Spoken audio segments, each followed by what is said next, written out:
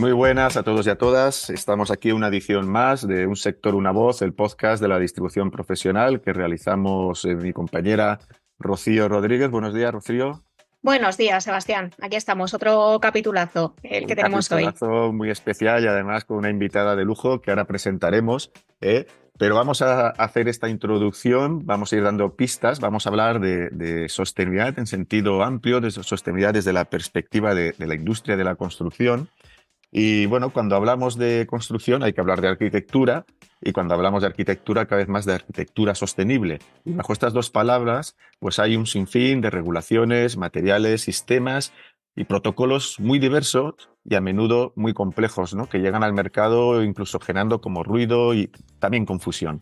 La sostenibilidad es y debe ser un camino de únicamente ida, pero vemos que a muchas empresas y profesionales de nuestro sector se les hace bola cambiar hacia este nuevo paradigma. Durante años, además, todo valía, pero esto está cambiando y ya no todo vale. Es decir, ya no podemos decir que somos eco, que somos verdes o que tenemos una responsabilidad si no lo podemos medir, cuantificar y demostrar. Los edificios son los responsables de la emisión de enormes cantidades de CO2, hasta un 40%, etcétera. Por eso las intervenciones relacionadas con nuestros hogares y el consumo asociado a ellos, instalación de cerramientos eficientes, instalación de paneles fotovoltaicos, sistemas de aislamiento térmico por el exterior en edificios, sistemas eficientes de calor y frío, etcétera, ayudan a reducir enormemente las emisiones de CO2 del parque edificado.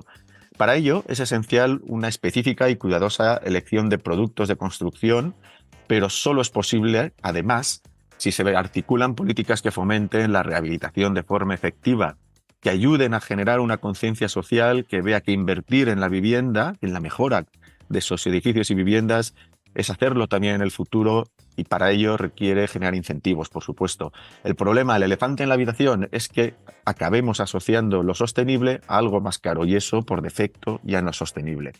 Para hablar de todo esto, vamos a contar hoy con una invitada de lujo, es Mar Penín, es la jefa de la oficina técnica de Mapei Spain y la responsable de consolidar Mapei como marca de alto rendimiento en sostenibilidad. Mar, casi que si te doy la palabra y mejor que nos digas tú exactamente. Gracias Sebastián por invitarme y por darme la oportunidad de colaborar en este podcast y especialmente en este tema que es tan sensible y como dices tú, como nos has avanzado, hay mucho ruido y hay confusión y hay muchas veces dudas y precisamente desde Mapei lo que estamos haciendo es poner al servicio de nuestros clientes toda la información sobre los productos que comercializamos para que, digamos, facilitar la tarea de la comprensión de qué certificados, qué documentos o qué es lo que demanda el cliente final y, por lo tanto, la sociedad. Pero desde muchos aspectos, desde la parte productiva, desde muchos aspectos. Mar, cuando hablamos de edificación y de medio ambiente, ¿nos puedes poner un poco en contexto y cómo afecta sobre todo el CO2 de los edificios y por qué ha ido creciendo tanto la preocupación en torno a este tema? Bueno, escuchamos CO2 constantemente en prensa, en radio, en televisión y el cambio climático. Si me permitís, yo voy a ser arriesgada en este aspecto y no me gusta utilizar la palabra cambio climático. El cambio siempre se asocia a una oportunidad, a algo bueno. Y lo que tenemos a día de hoy no es un cambio, es una crisis. Es una crisis climática provocada precisamente por un aumento del CO2 en nuestra atmósfera, que esto deriva necesariamente en problemas climáticos que afectan a la edificación, a la industria y sobre todo a las producciones, a los ecosistemas, tanto productivos propios del ser humano, lo que serían nuestras explotaciones, como los ecosistemas naturales. ¿Esto qué es lo que hace? Pues nos genera unas modificaciones en el clima a las que tenemos que hacer riesgo. Cuanto más aumenta el CO2, más tenemos que afrontarlo, más energía tenemos que consumir para protegernos de ello. Por ejemplo, en nuestros edificios a base de utilizar calefacciones o refrigeraciones porque no podemos vivir o tenemos que implementar o hacer gastos excesivos en hacer frente a las consecuencias de los diversos factores de la crisis climática, como pueden ser problemas derivados de fenómenos meteorológicos adversos, estamos hablando de huracanes, estamos hablando de temporales y demás. Y todo esto son pequeñas cositas que van sumando. Obviamente, como sociedad deberíamos afrontarlos todos, pero desde nuestra perspectiva nosotros solo podemos trabajar en un aspecto, y es en la mejora de el comportamiento de nuestros productos y materiales para evitar o reducir las demandas energéticas y, por lo tanto, la generación de CO2. Además, la crisis climática tiene como efectos no solamente, en especial en la zona meridional europea, entre otras áreas del planeta, pues las repercusiones son climas más extremos en todas sus variables y que tienen repercusiones tanto en las formas de vida como en la propia potencialidad de crecimiento económico, que es algo que tampoco hay que olvidar, sobre el que se sostiene el Efectivamente. bienestar. Efectivamente, yo cuando utilizo la frase es que ya no se puede vivir, me estoy refiriendo a, bueno, nosotros tenemos implantación a nivel nacional, multinacional también, pero ahora mismo vamos a centrarnos en el caso de España. Actualmente, en el momento en el que empieza a entrar el periodo estival, hay que hacer modificaciones de los horarios laborales en el centro y sur de la península. Estamos hablando de horas trabajadas que no se pueden llevar a cabo porque la crisis climática nos está afectando. Estamos, por lo tanto, impactando directamente en nuestra economía, por lo tanto, en el poder adquisitivo de las familias, en la eficacia y eficiencia de las empresas. Como veis, es un cúmulo digamos, de consecuencias derivadas de lo que veníamos hablando al principio, el CO2. Y solo hemos sacado Una variable. una pequeña variable, la punta del iceberg. Porque además que el CO2 es lo más representativo, pero si entramos ya de lleno también en la industria de los materiales, no podemos dejar de hablar de los compuestos orgánicos volátiles, los VOC, ¿no? Que tienen mucho que ver con la salubridad, porque al final las personas habitamos entornos, bien sean oficinas, zonas industriales, pero siempre espacios urbanizados y además a menudo cerrados, ¿no? ¿Qué son y cómo afectan tanto a la emisión de CO2 y por qué son nocivos estos compuestos volátiles, perdón, orgánicos? Y sobre todo, y lo más relevante, cómo afectan a la salud de los habitantes, ¿no? De las personas que habitamos las viviendas. Dentro de los VOC o compuestos orgánicos volátiles se integran una gran cantidad de pequeñas partículas que son emitidas por los productos. Para que nuestros oyentes se hagan una idea clara o fácil, todos recordaremos el olor característico de la cola del zapatero cuando entrábamos en una zapatería, que era un olor que venía derivado del disolvente que estaba incorporado dentro de ese adhesivo. Este es el ejemplo clásico y, por ejemplo, en nuestros materiales de construcción, cuando pasamos a adhesivos destinados a utilización de parqué, por ejemplo, barnices, pinturas, todos asociamos ese olor a un disolvente, a algo que se está emitiendo. Pero bueno, en el pasado, de repente dejaba de percibirse el olor y parecía que el riesgo había pasado, pero no es así. Las sustancias orgánicas volátiles que están incorporadas dentro de los productos se pueden emitir en el momento de la aplicación, pero en muchos casos se siguen emitiendo a lo largo de la vida útil. El producto emite, ¿no? De forma lenta pero constante. Sigue emitiendo y sigue contaminando la calidad del aire interior. Por eso muchas veces se habla de que a veces el interior de nuestras viviendas está más contaminado en lo que a calidad de aire se refiere que una vía pública, a pesar del paso continuo de vehículos y de las sustancias que se generan por combustión en vehículos. Por lo tanto, ya sabiendo qué es este concepto, sustancia compuesto orgánico volátil, hay que tener en cuenta que no afecta al CO2, no hay una relación directa. Vale. Pero sí que afecta a la calidad del aire. ¿Qué es lo que lleva haciendo la industria de materiales de construcción de forma general y MAPEI de forma particular? Ya en los años 70 se empezó a poner el foco sobre todo en los productos de adhesivos, aquellos productos que tenían un porcentaje de disolvente relativamente elevado, y se empezó a medir y a controlar su emisión y a reducirla. La primera iniciativa salió precisamente en Alemania y, de hecho, el certificado de sustancias orgánicas volátiles de baja emisión, o sea, productos con baja emisión de sustancias orgánicas volátiles, es el GEP, que es GEP Emicode, es el certificado clásico que las propiedades o los clientes demandan cuando quieren asegurar que tienen o quieren llegar a alcanzar una buena calidad de aire interior. ¿Cómo se consigue esto? Bueno, aparte de con tratamientos del aire interior, recirculaciones y demás, eligiendo cuidadosamente los productos y asegurándose que los productos que se colocan emiten lo mínimo posible durante su aplicación y no son dañinos a lo largo de la vida útil. Y aquí, Mar, que ya estamos entrando ya en detalle, aquí hay dos retos, ¿no? Uno, conocer y otro, convencer, ¿no? Por conocer, pues oye, podríamos decir qué herramientas o qué tenemos a nuestro alcance para poder medir, certificar y saber que estos productos, ¿no? No sé si hay sellos, si hay normativas,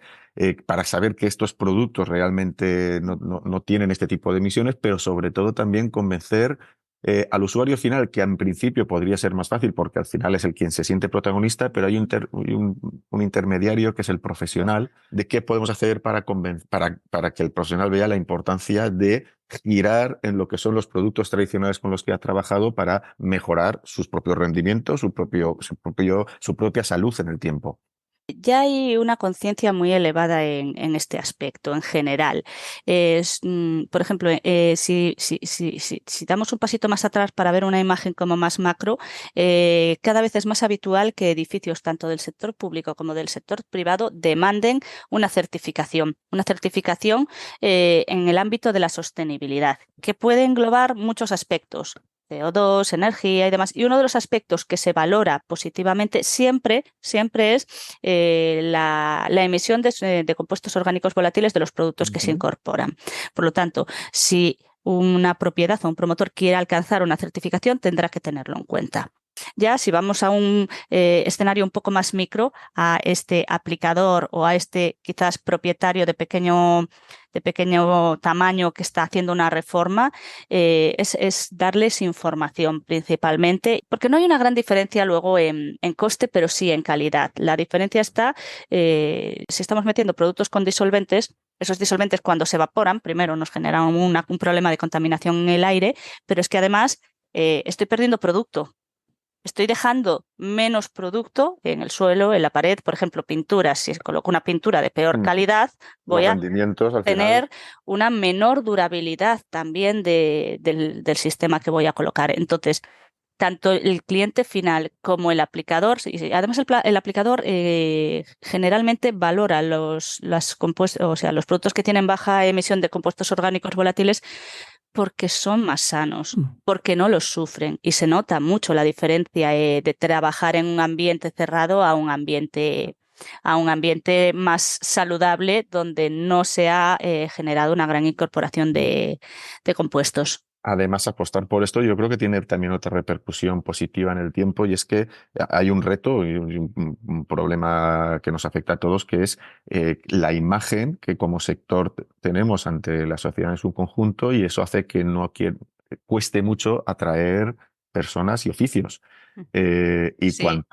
Y uno de los problemas es pues, que pueden ser edificios pesados, que son sucios, que pues, son contaminantes. Entonces, tendríamos que ponerlo en valor para que se vea que el sector, gracias a vosotros, también les ayuda, ¿no? Totalmente de acuerdo. Y es cierto que hay una gran demanda de mano de obra en el sector de la construcción, pero voy a utilizar la palabra dramática sin que parezca que estoy exagerando, pero hay una gran demanda y lo que se está viendo es que las nuevas generaciones no tienen interés en entrar en los oficios precisamente por las dificultades que estabas mencionando, ¿no? Sí que hay un cierto giro hacia la profesionalización en el sector de construcción industrializada, que puede ser una alternativa, pero no puede ser la única alternativa. Y efectivamente nosotros como otras casas comerciales, estamos desarrollando productos que hagan, digamos, la vida más fácil del aplicador. Pero hay un problema que el aplicador se encuentra siempre ahí, al final, y es el precio. Y es pero no es tanto el precio como el tener argumentos para convencer de que su propuesta es la propuesta de valor, la propuesta de calidad. Yo entiendo que a todos, desde el pequeño inversor al gran inversor, le supone un esfuerzo el justificar un presupuesto que puede ser más caro, pero muchas veces se asocia, y yo creo que este es un riesgo y es un problema, se asocia sostenibilidad a coste, en lugar de hacer la relación sostenibilidad-beneficio a largo plazo. Y ahí está la clave, la durabilidad de los materiales, sabiendo que son materiales que van a tener unas prestaciones mejores a lo largo del tiempo. Y la confortabilidad de los espacios son argumentos que no se pueden presupuestar, por decirlo así. Es muy difícil añadir una línea en el presupuesto diciendo y usted va a ser más feliz y va a estar mucho más cómodo y le va a suponer ¿qué precio le pone usted a su salud? ¿Qué precio le Entraríamos pone? ya, entraríamos, Marc, en un debate que eso ya es un proceso de venta, es una forma de venta que quizá aquí es donde también la distribución tendría, porque eh, tienes que ser capaz de transmitir, incluso formar desde esta perspectiva de orientar a incrementar el ticket medio, ¿no? Por decirlo de alguna forma, que pueden hacer los profesionales, porque el usuario final, en muchos casos, sí que puede valorarlo de forma positiva. Así es. Y tenemos que ser capaces de gestionarlo. Volviendo un poco a los productos y sus prestaciones, se está hablando y cada vez se va a hablar más de la declaración ambiental de producto. Y de hecho, pues con el nuevo, a final de año se aprobará el nuevo reglamento de productos de la construcción y también va a tener una incidencia sobre todo lo que es digitalización y sostenibilidad. ¿Cómo nos puedes definir y cómo nos puedes sintetizar qué es y cómo se tiene que interpretar, si es que se puede hacer de forma sencilla, estas DAP? Es complicado. Lo primero, aclarar que una declaración ambiental de producto no significa que un producto sea más sostenible que otro. Lo que hace es declarar todos los impactos que ese producto tiene sobre el medio ambiente desde varios puntos de vista. Estamos hablando desde el punto de vista del CO2 durante la producción, pero también el CO2 generado durante la aplicación, durante el uso de ese producto, incluso durante su demolición o retirada, reutilización, reciclaje, etc. Pero también implica otra serie de aspectos. Potencial de calentamiento global, hay muchísimos aspectos que están dentro de esta declaración. ¿Qué es lo que nos permite esta declaración? A veces comparar. Es un poquito la idea, comparar los distintos productos para saber cuál es, de una forma global, el que tiene un mayor o un menor impacto. Pero como os digo, no es tan fácil porque no es simplemente comparar A con A o B con B, sino que implica muchísimos aspectos. Pues muy interesante, Mar. La verdad es que las declaraciones ambientales de producto, como dices, son difíciles de interpretar o por lo menos nos resultan complejas porque además no se pueden normalizar o hasta la fecha es muy complicado. Bueno, hemos visto que los distintos perfiles que tiene la sostenibilidad. Tiene que ver mucho con el medio ambiente, pero también tiene que ver mucho con los factores humanos, que es todo lo que hemos estado hablando, ¿no? La salubridad, las prestaciones en términos de bienestar y también la parte económica que ayude a crecer y a crecer de forma efectiva, pero que si algo no es económicamente viable, pues tampoco es sostenible. Y este Sí, es el verdadero reto. efectivamente, perdona Sebastián que casi te interrumpo, pero es que esta frase es algo que se repite mucho en los foros de sostenibilidad y es, si no es sostenible a nivel económico, no es sostenible para todos, porque el coste es algo que tenemos que tener en cuenta desde un punto de vista social, no solo medioambiental.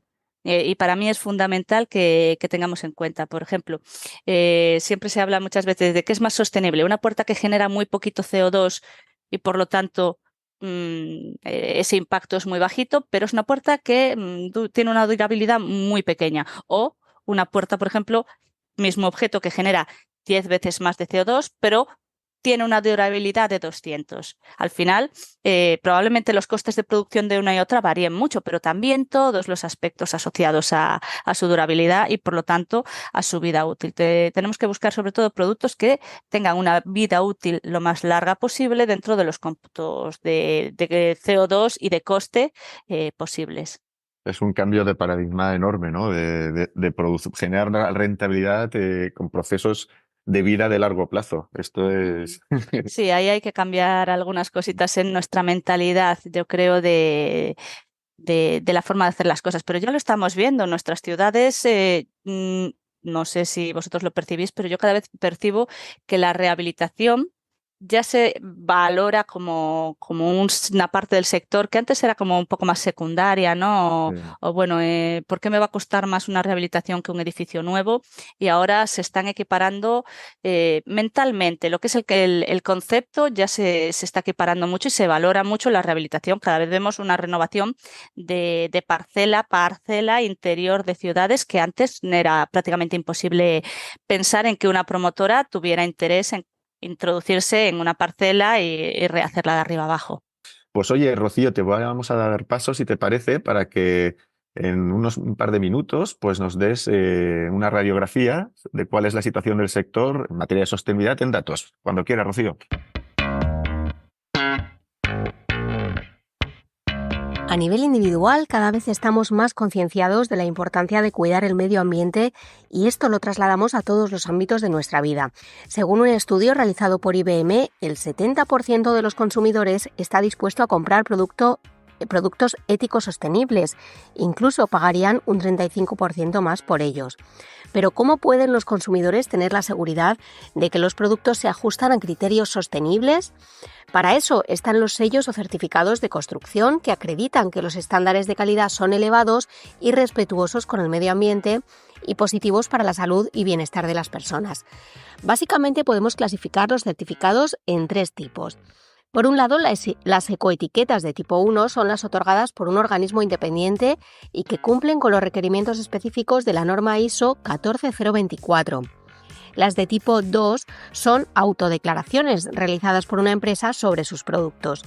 Y por último, las etiquetas de tipo 3 son las declaraciones ambientales de producto, las también llamadas DAP, que aportan información cuantitativa de los distintos impactos ambientales que puede ocasionar un producto a lo largo de su ciclo de vida. Vamos a hacer ahora un repaso de algunos de los sellos y certificaciones más reconocidos para edificios. Y aquí sin duda no podemos dejar de hablar del BREEAM, el sello concebido para evaluar el grado de sostenibilidad de un edificio o cualquier tipo de construcción. Está presente en España desde 2010. Fomenta la construcción más sostenible que deriva en edificios económicos, ambientales y sociales. Los criterios principales para la evaluación de los edificios bajo esta certificación son, por ejemplo, energía, salud y bienestar, gestión, transporte, materiales, agua, residuos, contaminación, uso ecológico del suelo e innovación. Tenemos que hablar también de la certificación LEED, que es un sello de calidad que se otorga a viviendas de nueva construcción y también a edificios rehabilitados y que proporciona un marco para edificios ecológicos saludables, altamente eficientes y que ahorran costes. De origen español tenemos la certificación verde desarrollada por el Green Building Council España. Como matiz diferenciador podemos decir que la certificación verde examina principalmente la eficiencia de la arquitectura. Los niveles de esta certificación están representados por un símbolo, las hojas, que van de 0 a 6 para representar el compromiso de la construcción con el medio ambiente. Hablemos ahora de los sellos de producto y aquí podemos nombrar, por ejemplo, el Cradle to Cradle o su traducción, que sería algo así como de la cuna a la cuna, que es una ecoetiqueta multiatributo que evalúa las características de los componentes de acuerdo a la salud humana y ambiental, su reciclabilidad o compostabilidad y las características de su fabricación. Y también encontramos en este grupo las certificaciones de producto, las declaraciones ambientales de producto, que es un instrumento que proporciona una descripción bien fundamentada del impacto ambiental de los productos de construcción a lo largo de su ciclo de vida, así como de sus propiedades funcionales y técnicas. Hay muchos más sellos, por ejemplo, AENOR ha sacado certificaciones para productos y para edificios sostenibles o cero huella de carbono y según países además la cosa va cambiando porque en algunos países unos sellos son más reconocidos que otros. La cuestión y con lo que nos quedamos hoy es que hay muchas opciones que certifiquen la sostenibilidad de nuestros productos y edificios. Muchas gracias, Rocío, por ponernos en contexto y ayudarnos a entender un poco mejor cuál es la situación de nuestro sector en materia de sostenibilidad y mar. Entrando de lleno en la política de MAPEI, ¿cuál ha sido la evolución que habéis llevado en los últimos 10 años, por poner una cifra exacta, ¿no? Y sobre todo, y más importante, ¿no? ¿Cuáles son las acciones de sostenibilidad y que en materia de sostenibilidad estáis llevando a cabo actualmente? Pues a mí me gustaría retrotraerme más a los últimos 20 años, que es cuando Mapei empezó a trabajar en la sostenibilidad. No Pioneros, somos unos, pioneros. no, efectivamente, pues quiero destacarlo porque no somos unos oportunistas. Llevamos más de 20 años trabajando, pero en los últimos 10 nos hemos concentrado sobre todo en la mejora de la formulación de nuestros productos. Estamos reduciendo el CO2 de producción de nuestros productos por dos motivos. El primero, porque creemos en ello firmemente, y el segundo, porque lo que no somos capaces de reducir y eliminar, lo compensamos. No del 100% de nuestro catálogo, pero cada vez nuestro catálogo de productos cero compensación de emisiones está ampliándose. Además de eso, Y estamos... Y esto, Mar, perdona, porque es muy interesante, yo conozco lo que habéis ido haciendo, ¿no? Y esa compensación, además, es una certificación que es una garantía de seguridad de que lo que yo digo como distribuidor al mercado y lo que tú dices como fabricante al mercado es cierto. Por lo tanto, Esto es fundamental. y de cara al año que viene, bueno, ya, todo el tema del reglamento del greenwashing, yo creo que estos son puntos muy a favor. Pues hasta antes de ayer, ¿no? Y ahora ya es una obligación. Quiero decir, el código técnico de la edificación van a hacer la modificación para hacer la incorporación de la parte del CO2 en presupuesto. Y los principales fabricantes de software del país que se dedican a mediciones y presupuesto están implementando un anexo, un capítulo, un modelo donde se va obligatoriamente a cuadrar el presupuesto económico y el de CO2. O sea, ya está. En el caso de la compensación en CO2, lo que se hace es comprar créditos y esos créditos tienen que estar avalados por un organismo certificador. Los productos de la campaña cero que incorporamos en nuestro catálogo tienen ese certificado, de modo que nuestros clientes pueden descargárselo y efectivamente comprobar cuáles son los proyectos de medio ambiente en los cuales se está invirtiendo para hacer esta compensación de CO2. Y el año que viene, además, muchos promotores, o un número creciente de promotores, empezarán a tener más sensibilidad hacia todo esto, porque la financiación, mejores condiciones de financiación, irán en juego también. No solo la financiación, sino también desde el punto de vista de proyectos, todos los técnicos están obligados a cuadrar dos presupuestos, el presupuesto económico que hemos tenido hasta el momento y el presupuesto de CO2.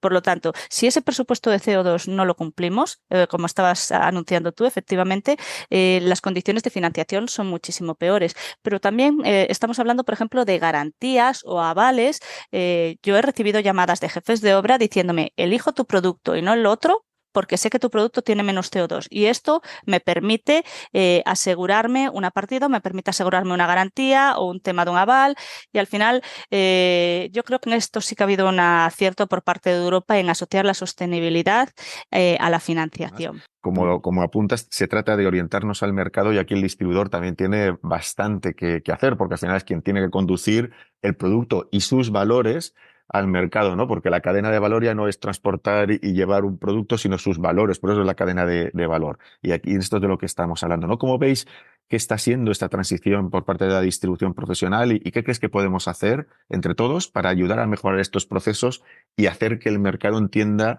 las ventajas de trabajar y de instalar mejores productos?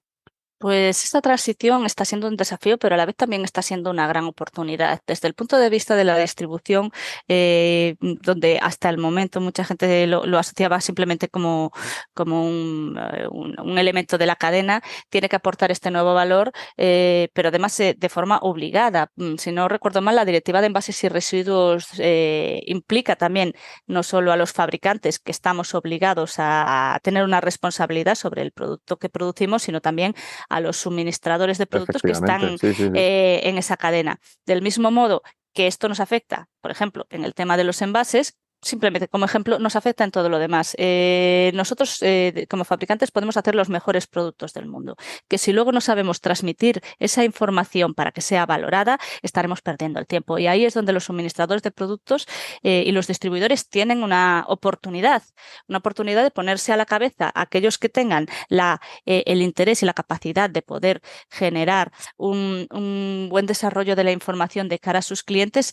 Alcanzarán unas oportunidades diferentes a las que a aquellos que no se atrevan a al menos estar informados. Yo entiendo que no es una responsabilidad de las cadenas de distribución conocer los pormenores de todas las certificaciones, pero sí tener una información suficiente para que cuando un cliente llegue con una pregunta, saber cómo o a qué fabricante apoyarse para poder dar una respuesta. Y esa es lo que esperamos poder ofrecerle a los distribuidores y que ellos a su vez puedan ofrecer al gran público. Pues ya que hablamos de los distribuidores y de preguntas, pues vamos a dar paso, Rocío, a las preguntas de dos distribuidores que también quieren hablar con Mar y consultar algunas dudas.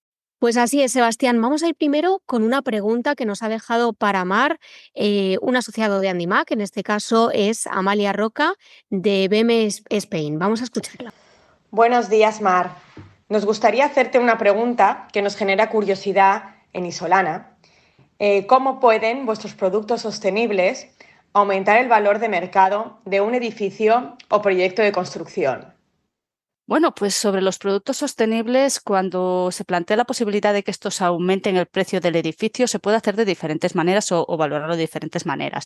Por una parte, están aquellos productos que van orientados a reducir los costes operativos del propio edificio, como pueden ser aislamientos, sistemas de aislamiento térmico por el exterior o similar, que en este caso los propios productos tienen una parte de costes de construcción, pero ayudan a reducir el ahorro energético, el consumo de energía o agua y, por lo tanto, pueden aumentar el valor del edificio. Asimismo, por otra parte, si los productos que se incorporan tienen certificaciones verdes, pueden aportar un valor añadido que permite a las propiedades y a las promotoras, por ejemplo, exigir un mayor precio del bien inmueble en el mercado, sobre todo porque dan mayor reputación, son más confiables y además cada vez hay más agentes en el mercado que demandan este tipo de inmuebles, como pueden ser, por ejemplo, empresas que se dedican al sector retail o a la venta y alquileres de inmuebles, sobre todo destinados a oficina, porque estos inquilinos demandan tener